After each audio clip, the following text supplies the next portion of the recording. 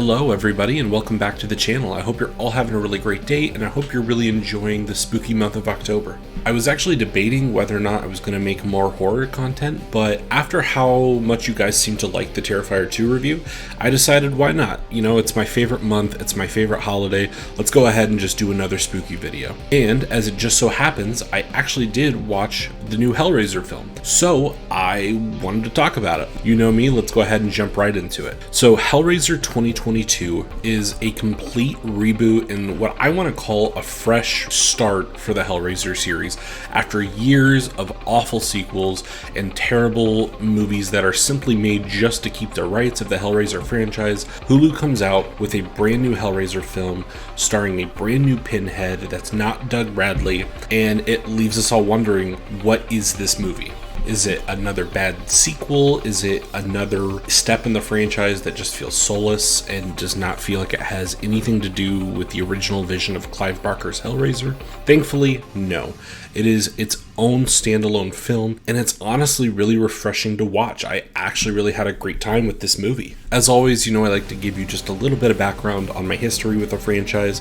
Hellraiser is one that I watched on a whim a few years ago, and I had never seen anything about it. It was always like the last recommended horror film in terms of the classics that people would recommend to me.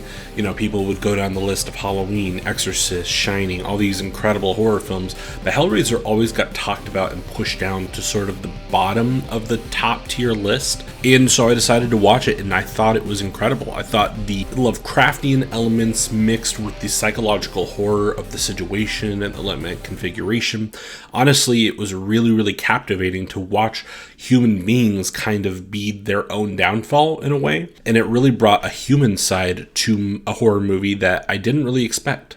I even really loved the sequel, Hellbound Hellraiser 2. I thought it was a really nice addition and it gave a lot of really interesting lore to the Cenobites and to what their mission and goal was and to ultimately what it looked like to be on the other side where they are. Overall, the first two Hellraiser films are really fun and they're really classic, and they have some of the most impressive special effects I've seen, especially with gore and body horror. It's a really great example of what you can do differently to stand out than a lot of other horror franchises. And honestly, since those first two films, I haven't really felt like any of the Hellraiser movies have even gotten close to achieving what I think those movies did so well. The horror of the situation in a Hellraiser movie is knowing that you are cursed, knowing that just by you interacting with this foreign object, just by you indulging in pleasures that are not really appropriate for you to be doing, it's that sort of mentality that brings the Cenobites into the world and makes the horror real because it's consequences for an action. And that's what Hellraiser has always been so good at. And thankfully, this movie, this 2022 reboot, did a phenomenal job of recapturing that feeling. Every character feels like when they do something wrong, it feels like it has that weight behind it. I actually really liked the main characters. I thought the main character played by Odessa Azion did an incredible job as the lead character. And honestly, she was kind of one of those final girls or like characters that I watch, and she had so much more depth and complexity to her character. Riley is her name in the movie, and she did a really impressive job of making the audience feel bad while also not being the most likable protagonist, which was kind of surprising, but it was a really tight rope to walk, and I honestly think she did an incredible job.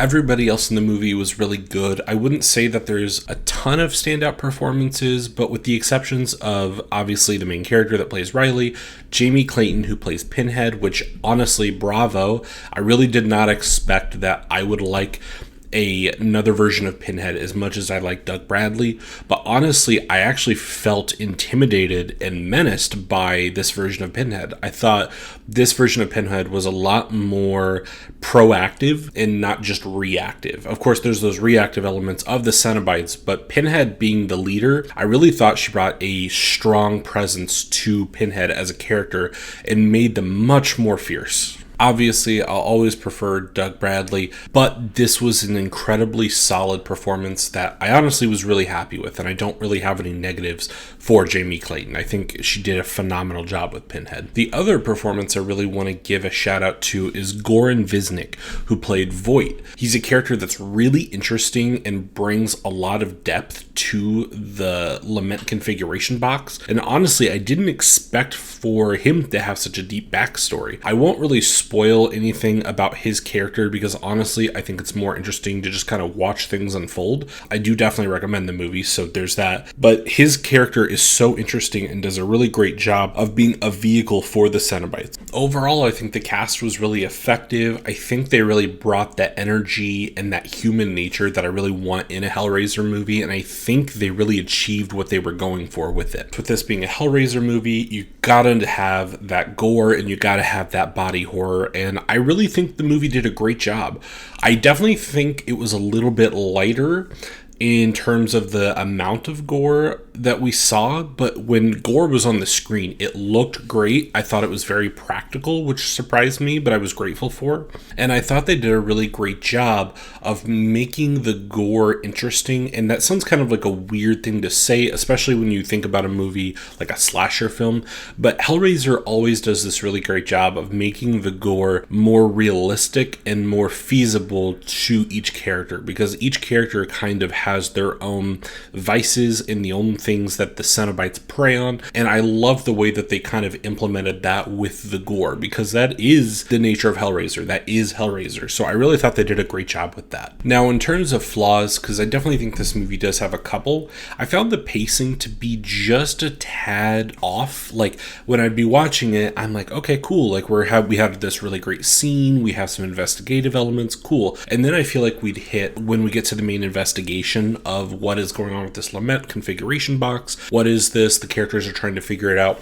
I felt like we kind of hit a wall of just exposition for exposition's sake, and it's honestly not as interesting as if the characters just kind of learned these things naturally and they didn't just have to like read a book about it or like write notes about it, or maybe if they didn't just sit there and talk about it, it would be a little bit more proactive.